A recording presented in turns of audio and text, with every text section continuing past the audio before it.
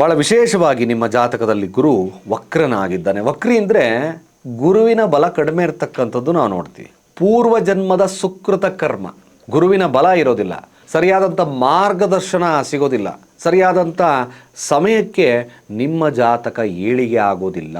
ನೀವು ಮಾಡ್ತಕ್ಕಂಥದ್ದು ಭಾಳ ಸರಳವಾಗಿ ಸ್ನಾನ ಮಾಡ್ತಕ್ಕಂಥ ನೀರಿಗೆ ಶುದ್ಧ ಅರಿಶಿಣವನ್ನು ಹಾಕ್ಕೊಂಡು ಉತ್ತರಾಭಿಮುಖವಾಗಿ ನಿಂತ್ಕೊಂಡು ಸ್ನಾನ ಮಾಡಿ.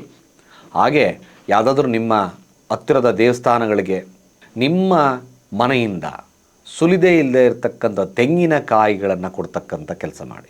11, 21, 108 ಈ ರೀತಿಯಾಗಿ ನಿಮ್ಮ ಪ್ರಮಾಣ ಶಕ್ತಿ ಅನುಸಾರವಾಗಿ ಆಗಿಂದಾಗ್ಗೆ ಈ ದೇವಸ್ಥಾನಗಳಿಗೆ ತೆಂಗಿನಕಾಯಿಯನ್ನು ಕೊಡೋದ್ರಿಂದ ಖಂಡಿತವಾಗಿ ಗುರು ಮತ್ತೆ ನಿಮ್ಮ ಜಾತಕದಲ್ಲಿ ಅಭಿವೃದ್ಧಿ ಸಾಂಕೇತಿಕವಾಗಿ ಬೆಳೆಯುತ್ತೆ.